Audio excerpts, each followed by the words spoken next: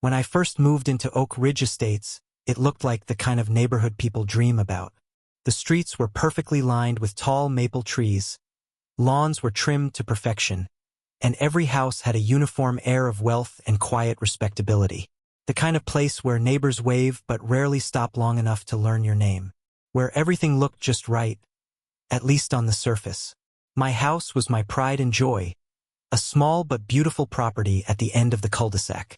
After years of saving and sacrifice, I had finally bought a home where I could settle in peace.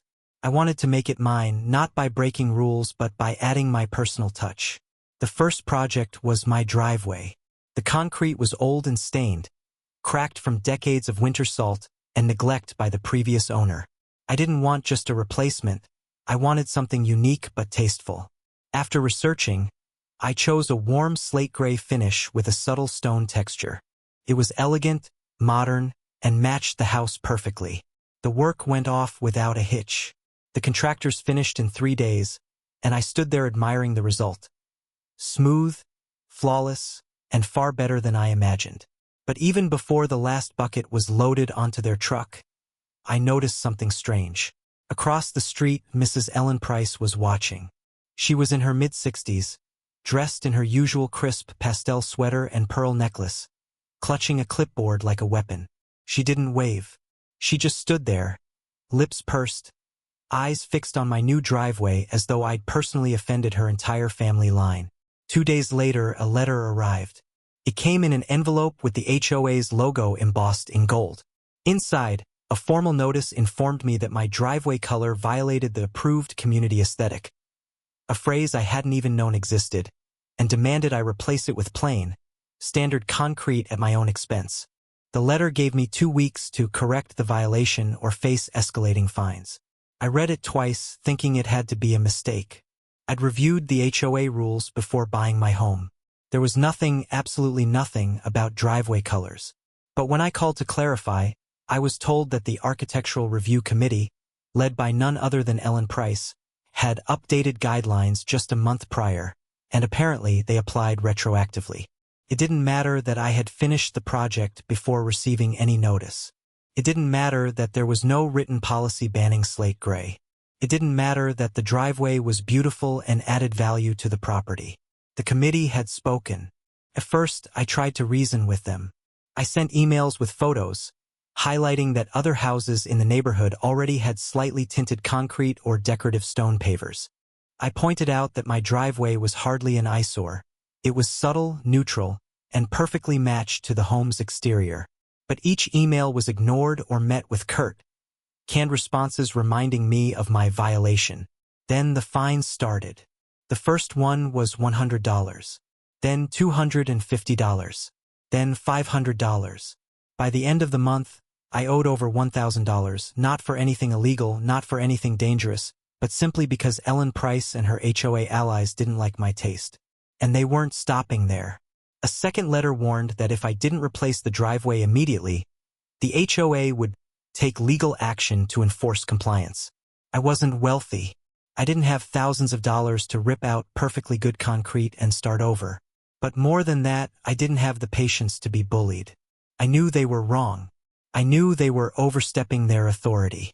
And if they wanted a fight, well, I wasn't planning to back down. Still, the pressure mounted. Neighbors started whispering. Some avoided me altogether, while others quietly offered support, afraid to speak too loudly in case they became the next target. I learned that Ellen Price had a long history of ruling the HOA with an iron fist. She'd fined people for leaving garbage cans out too long, for planting non-approved flowers, even for having seasonal wreaths that didn't match community standards. Most people just paid up to avoid trouble. But I wasn't most people. One evening, after finding yet another warning taped to my door, I sat at my kitchen table and gathered every letter, every fine notice, every email I'd exchanged with the HOA. If they wanted to drag this out, I would drag it further. If they wanted legal action, they'd get it, but not the way they expected. I called a friend of mine who happened to be an attorney, and after explaining everything, she agreed with me completely. The HOA had no legal ground to stand on. The next day, I prepared my response. It was polite, professional, but very clear. I would not be replacing my driveway. I would not be paying their fines. And if they attempted to take me to court, they'd find themselves answering for harassment, selective enforcement, and misuse of HOA funds. I sent copies of this letter to every board member, certified mail, with my attorney's contact information attached. I thought that would be enough to make them back off. I was wrong. Instead of standing down, the HOA doubled down. Within 2 weeks, I was officially served with papers. Oak Ridge Estates Homeowners Association versus me. They were suing me in civil court to force the removal of my driveway and to collect every fine they had issued. As I read the complaint, my hands didn't shake with fear. They shook with anger, and something else, something sharper. Determination.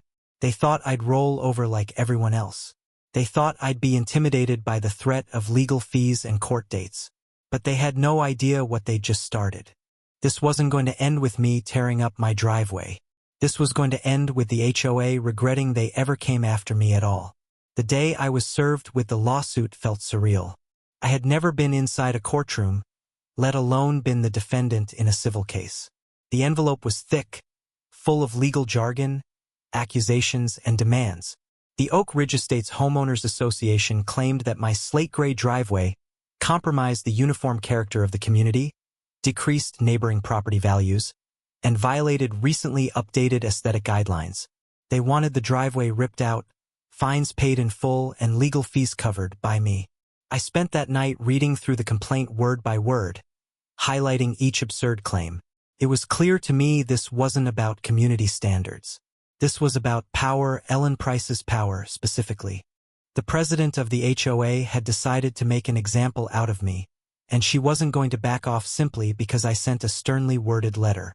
She wanted total submission, but this time she'd picked the wrong neighbor. My attorney friend, Samantha, immediately agreed to represent me. She specialized in property law and had dealt with overreaching HOAs before.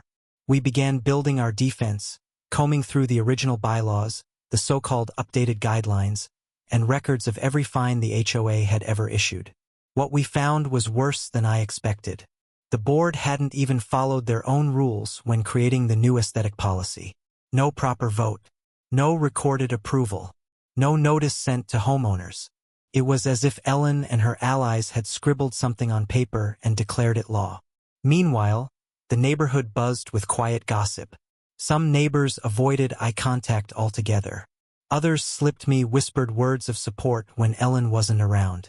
I learned I wasn't the first to clash with the HOA. One man down the street had been fined for using non-compliant mulch in his flower beds. Another family had been forced to remove a swing set because it wasn't the right shade of wood stain. Most people gave in rather than face legal threats. But my case was different. It was going to court and everyone knew it. The first pretrial meeting was tense. We sat in a small conference room with Ellen Price and the HOA's attorney, a sharp-suited man who clearly believed this case would be quick and easy. Ellen didn't say a word at first, but she didn't have to. Her glare said everything. She believed she'd already won. But Samantha laid out our position clearly. The HOA's actions were illegal. Their so-called guidelines had no standing. They were selectively enforcing rules against me while ignoring other violations around the neighborhood.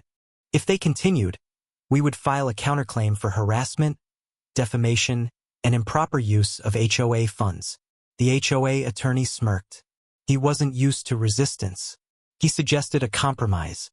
I could repaint or resurface the driveway to match approved colors, and they'd waive the fines. But I knew what that really meant. Admitting fault.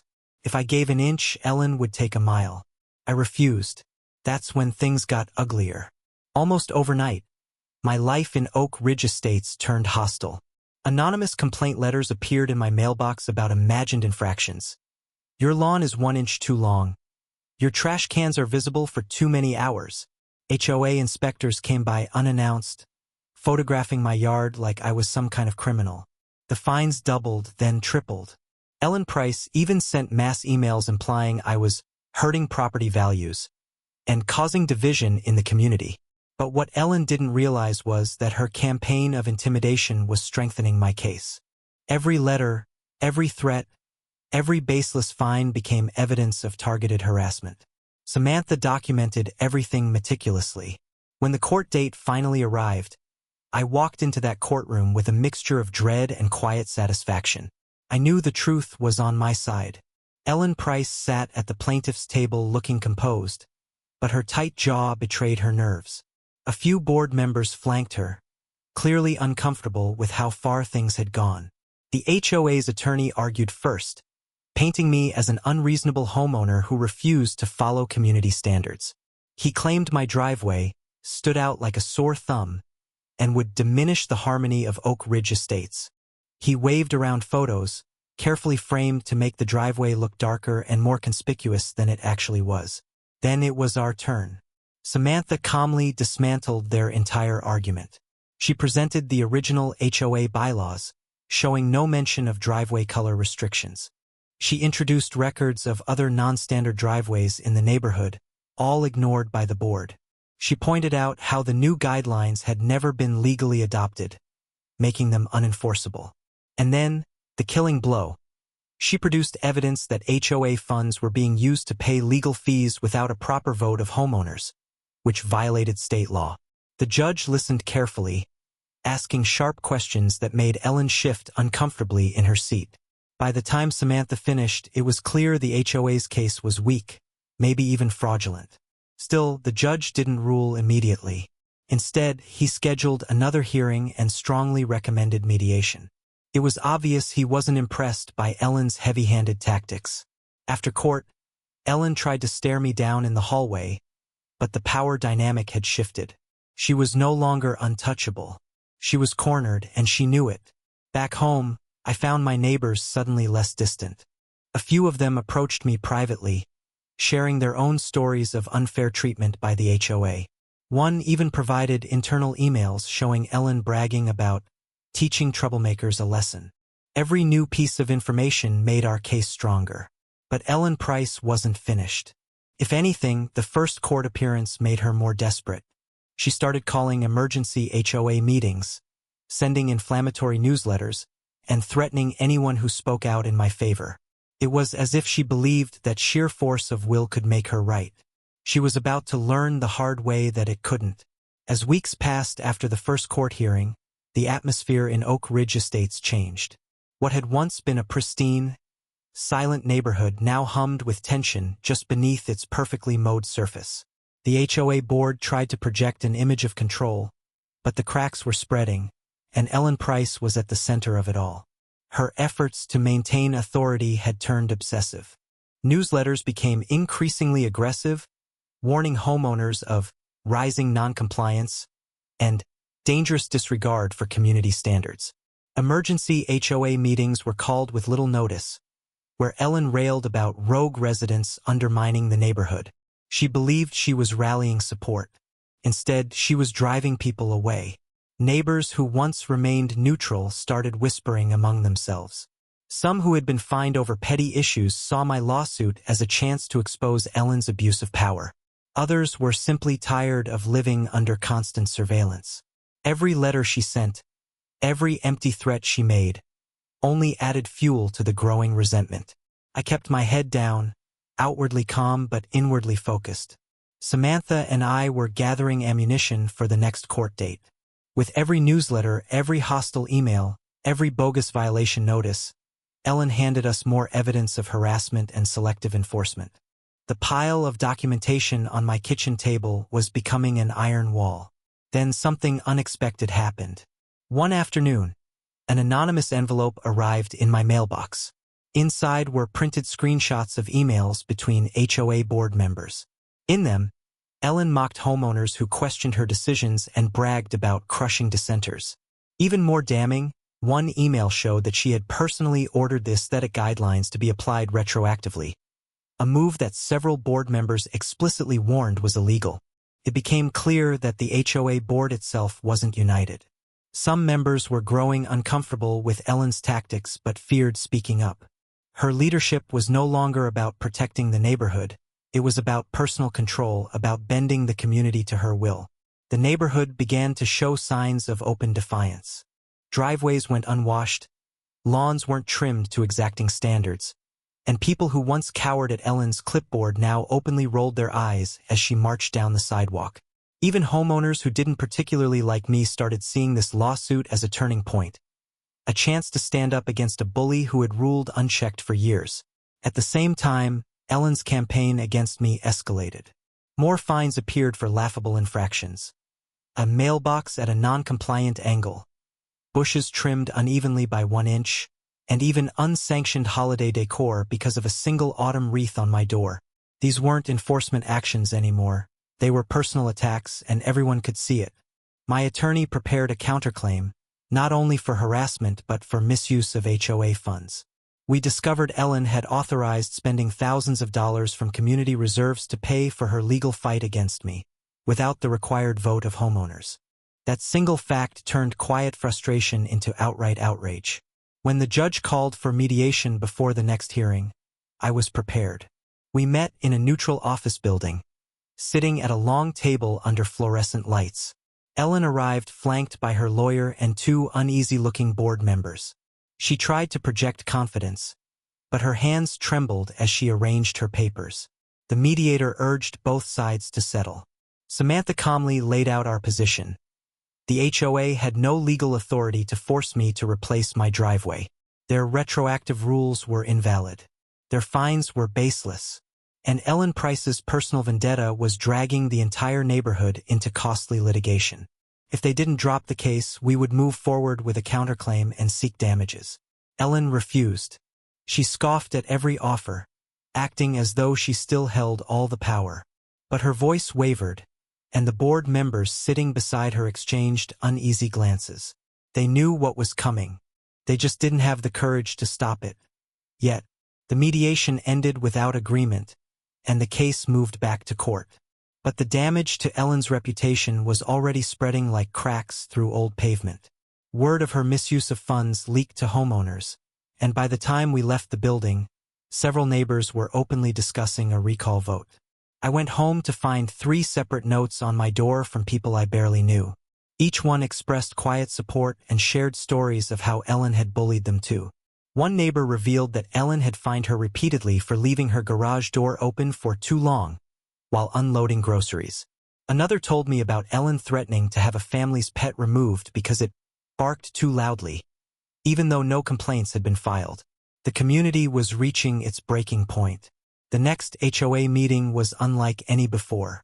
For years, Ellen had run them with an iron grip, shutting down dissent and intimidating anyone who spoke out. But this time, the clubhouse was packed wall to wall. Dozens of neighbors came, not to hear her lecture, but to challenge her authority. Questions flew about where HOA funds were going, why legal fees were skyrocketing, and why one person's driveway had become such an expensive obsession. Ellen tried to maintain control, pounding her gavel and silencing speakers, but it wasn't working.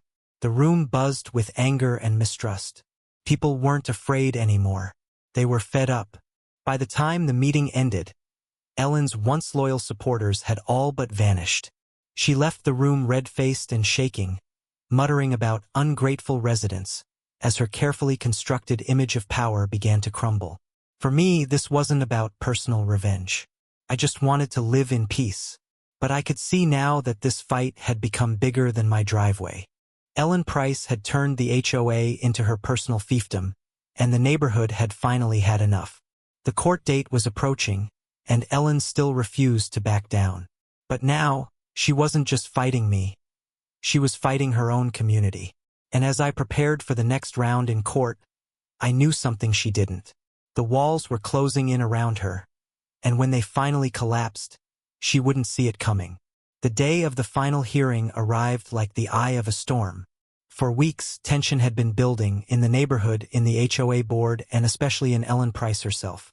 She had staked everything on winning this lawsuit. To her, it wasn't just about a driveway anymore. It was about maintaining her authority, her image as the untouchable queen of Oak Ridge Estates. But to me, it was about principle, and I was ready. I walked into the courthouse with Samantha at my side, carrying a stack of evidence so thick it could have been mistaken for a phone book. Inside the courtroom, I spotted Ellen sitting rigid at the plaintiff's table, her attorney whispering in her ear. Two of her board members sat behind her, looking pale and visibly uneasy. It was clear that not everyone in the HOA believed this was a fight worth having. When the judge entered, the room fell silent. This wasn't going to be some quick formality. The case had grown too large, too public. Local reporters had even picked up on it, intrigued by the idea of a homeowners association suing someone over the color of their driveway. The HOA's attorney went first, trying to make their argument sound reasonable. He spoke about protecting property values, about uniformity of appearance, and about ensuring community standards. He showed photographs of my slate-gray driveway taken at angles designed to make it appear darker than it really was. He insisted the HOA was only doing its duty to enforce rules fairly and consistently. But under questioning, cracks appeared. Samantha asked pointedly where, in the original bylaws, driveway colors were restricted. The attorney had no answer. She asked when the so-called updated guidelines were approved and whether homeowners had been given proper notice. Again, no clear answer. The judge's expression hardened as Samantha walked through each procedural failure, each example of selective enforcement, each dollar of HOA funds Ellen had spent without authorization. Then came the testimony from neighbors. One by one, homeowners spoke about how Ellen had harassed them, fined them for trivial or non-existent violations, and threatened them with legal action. They described how Ellen had ignored similar driveways in the past and targeted me personally. Someone even submitted a printed copy of those damning emails, proof that Ellen had deliberately applied rules retroactively, just to make an example of me. By the time Samantha finished presenting our case, the courtroom no longer resembled a simple property dispute. It looked like an exposé of corruption, arrogance, and personal vendetta. Ellen sat stone-faced, lips pressed into a thin line, as her carefully constructed image unraveled in front of everyone. The judge recessed for an hour to review the evidence. I stepped outside into the hallway, feeling the weight of months of stress pressing down on me. Neighbors who had come to watch gave me quiet nods of encouragement. Even strangers who had heard about the case through local news whispered their support. When we reconvened, the judge wasted no time. He ruled decisively in my favor. The HOA's lawsuit was dismissed with prejudice, meaning they couldn't refile. All fines issued against me were nullified. And then came the real blow. The HOA was ordered to cover my legal fees, along with a formal reprimand for failing to follow proper procedures. The judge made it clear that the board had abused its authority, and he hinted strongly that homeowners should consider new leadership. The words hit Ellen like a sledgehammer. Her attorney tried to remain composed, but the defeat was absolute. She had dragged the entire HOA through a costly, embarrassing legal battle and lost. I felt a surge of relief, but also something deeper. This wasn't just a personal victory. It was a turning point for Oak Ridge Estates. As we left the courtroom, reporters swarmed to ask questions. Samantha declined comment, but the story didn't need our words to carry. The ruling spoke for itself. Ellen Price's reign of intimidation was over. But Ellen didn't go quietly. That evening, she sent a furious email blast to the entire neighborhood, accusing the judge of being biased and warning that outsiders were trying to destroy the community. Her message only confirmed what everyone already knew. She had lost touch with reality. The backlash was immediate. Within days, homeowners began organizing a recall vote to remove her as HOA president. Board members who had once stood by her quickly distanced themselves, desperate to avoid being swept out with her. The very people she had bullied for years now rallied together, united by a common goal: to end her stranglehold on the neighborhood. Meanwhile, I enjoyed a peace I hadn't felt in months. No more letters. No more fines taped to my door. My driveway remained exactly as it was, beautiful, slate gray, and perfectly legal. But the fight wasn't completely over. The recall campaign against Ellen was just beginning, and I knew she wouldn't step aside willingly. For someone who had spent years wielding power over her neighbors, losing it would be unthinkable. She would cling to that authority with every last ounce of strength. The neighborhood was changing, though. People who had been silent out of fear were finding their voices. The balance of power was shifting. And as Ellen scrambled to hold on, her grip only weakened further. What started as a ridiculous demand about a driveway had grown into something much larger, a reckoning for an entire community. And the next battle wouldn't take place in a courtroom. It would happen in the very heart of Oak Ridge Estates, at the upcoming HOA election. After the courtroom defeat, Ellen Price was no longer untouchable. The judge's ruling had not only dismissed the lawsuit against me but had publicly exposed her misuse of HOA power. Yet, instead of stepping back, Ellen doubled down. She clung to her role as HOA president with an almost desperate grip, sending a stream of angry newsletters, each one accusing me, the judge, and even her own neighbors of conspiring against her. But the neighborhood had changed. For years, fear had kept people silent. Now that fear was gone. The lawsuit had opened everyone's eyes to just how far Ellen would go to enforce her will. Her bullying no longer looked like community leadership. It looked like exactly what it was: control for its own sake. Whispers of a recall began spreading through Oak Ridge Estates almost immediately after the ruling. Homeowners who had once rolled their eyes in private were suddenly organizing petitions in public. Neighbors who had never spoken to each other before started holding late-night meetings in garages and backyards, comparing stories of Ellen's harassment. Her opponents didn't have to look hard to find examples. There were years of fines, threats, and arbitrary rules to point to, all documented and all infuriating. Within a week, the required number of signatures to trigger a recall election had been gathered. The HOA board, now fractured and nervous, had no choice but to schedule the vote. Ellen tried to rally her shrinking base of supporters, insisting that she was being persecuted by outsiders and lawbreakers. But the tide was already against her. The community she had ruled with an iron clipboard was finally pushing back. In the days leading up to the vote, the neighborhood felt different. Driveways that had once been spotless were now cluttered with parked cars as people gathered to talk. Neighbors who had kept their heads down for years stood openly on their porches, comparing notes on Ellen's tactics.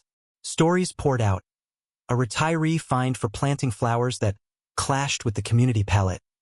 A young family threatened for leaving chalk drawings on their sidewalk. A single mother harassed over a backyard swing set because it wasn't the approved stain color.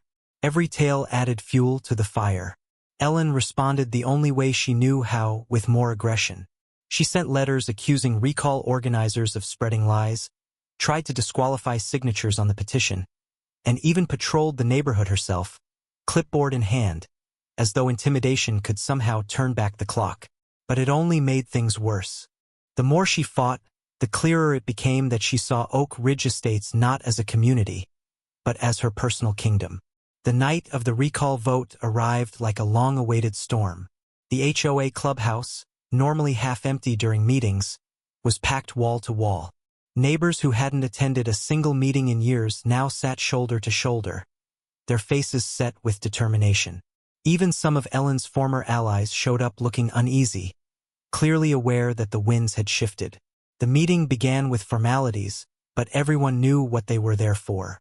Ellen took the floor, launching into a long, indignant speech about protecting property values and preserving standards. But her words fell flat. No one was nodding in agreement anymore. The room was silent, not out of respect, but because people were waiting for her to finish so they could cast their votes. Ballots were distributed, filled out, and collected in a hush that felt heavier than any gavel. For years, Ellen had wielded power unquestioned. Now, in a single moment, that power would be stripped away or confirmed. When the votes were counted, the result wasn't even close. By an overwhelming margin, Ellen Price was removed as HOA president. Gasps echoed through the room, followed by a wave of applause from homeowners who had lived too long under her thumb.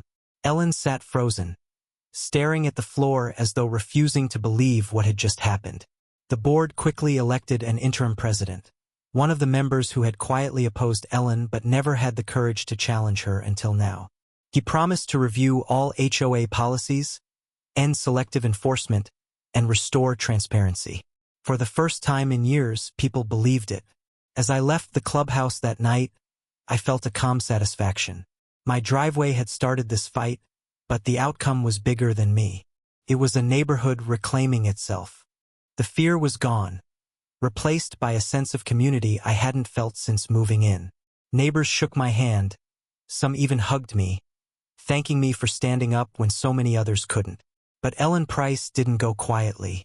Before leaving, she stood and delivered one last venomous speech, warning everyone that they'd regret this decision and threatening legal action of her own. She stormed out of the clubhouse, her clipboard clutched like a shield, but no one followed her. Her power had evaporated in a single vote. In the weeks that followed, Oak Ridge Estates transformed. The arbitrary fines stopped. The endless harassment ended. People started decorating their homes again, planting flowers without fear of punishment, and even talking to each other instead of hiding behind drawn curtains. As for Ellen, she retreated from public view. Rumors swirled that she was consulting her own lawyer, planning some kind of revenge. But her voice no longer carried weight. She was just another homeowner now, bound by the same rules as everyone else. Rules she could no longer twist to her will. I should have felt completely at peace, but there was still a shadow over the victory. Ellen was not the type to accept defeat gracefully, and I knew deep down that she wasn't done. A woman who had spent years ruling by fear wasn't going to disappear quietly into the background. She would find some way to lash out, even if it meant dragging herself down in the process. The recall was over. The lawsuit was over. But Ellen Price's grudge was far from over. The courtroom verdict reverberated like a thunderclap through the pristine, overly manicured neighborhood. For months, the HOA had believed themselves untouchable, confident that their power to levy fines, send threatening letters, and bully homeowners was unshakable. But with the gavel's final strike, their carefully curated image shattered. The lawsuit they had filed against me over my supposedly non-compliant driveway color had backfired spectacularly. Not only had the judge dismissed their case, but he had also ordered them to pay my legal fees, citing their actions as frivolous and harassing. The first signs of panic were subtle. The HOA board members, especially their iron-fisted president, Linda, tried to put on brave faces, claiming it was just a minor setback. But behind closed doors, cracks began to spread through their ranks. Legal bills piled up faster than the HOA's dwindling reserves could handle. The very neighbors who had once been too scared to challenge the board began asking uncomfortable questions. How much of their dues had been wasted on this fight? Why had the board pursued a homeowner over something as petty as a driveway color when there were far more pressing issues, like the crumbling playground and neglected pool? The turning point came when the HOA tried to raise monthly dues to cover their legal losses. For years, they had imposed fee increases with little resistance, hiding behind claims of community improvement. But now, with my case fresh in everyone's mind, the residents rebelled. Homeowners packed the next meeting, their voices rising in unified outrage.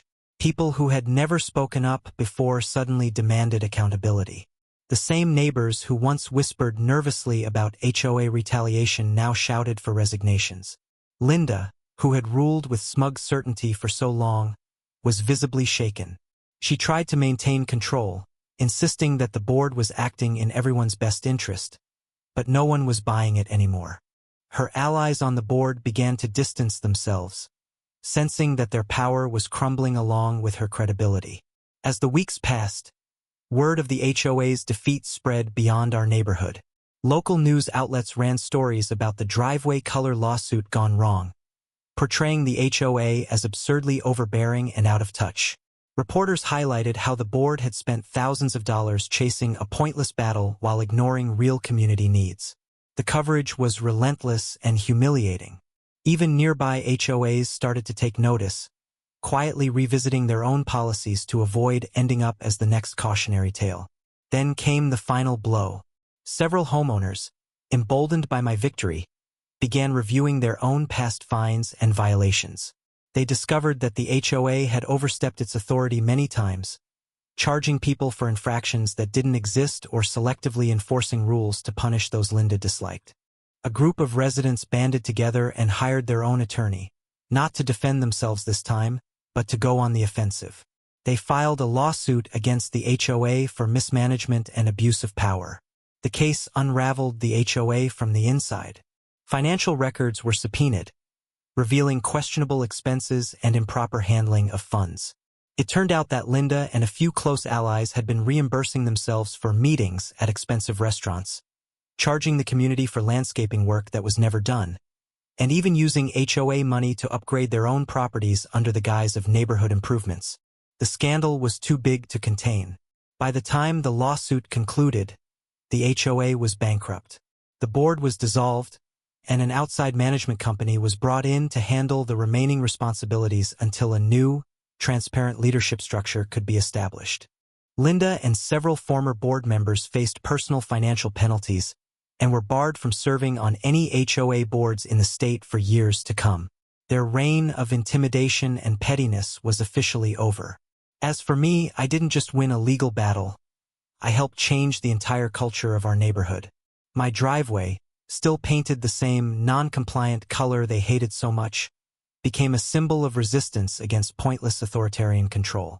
Neighbors who once avoided eye contact when walking past my house now stopped to chat, offering congratulations and even apologies for not speaking up sooner. For the first time in years, the community began to feel like just that, a community, not a kingdom ruled by a petty tyrant. The irony was almost poetic.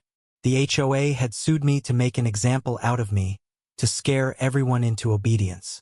Instead, they became the example of what happens when arrogance goes unchecked, when power is abused, and when people forget that rules are meant to serve a community, not control it.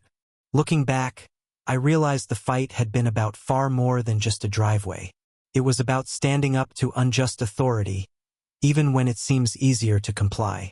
It was about showing that one homeowner's voice, if persistent enough, can spark change that affects everyone. And it was about proving that even the most intimidating organizations are not above accountability. The sun now sets each evening over my boldly painted driveway, casting a warm glow over a neighborhood that's finally free from fear. The houses look the same as they always did, the lawns just as neatly trimmed.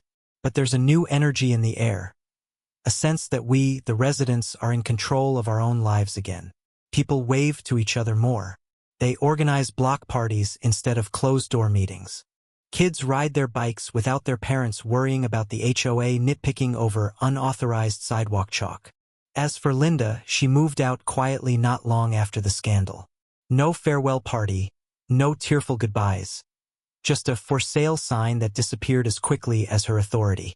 Rumor has it she's renting a condo in a different city now, somewhere without an HOA to boss around. It's almost funny, in a way. All of this chaos, all of this upheaval, started because someone didn't like the color of my driveway. What they never realized, until it was too late, was that I was never fighting for just paint. I was fighting for my right to call my home my own. And in the end, I didn't just win. We all did, too.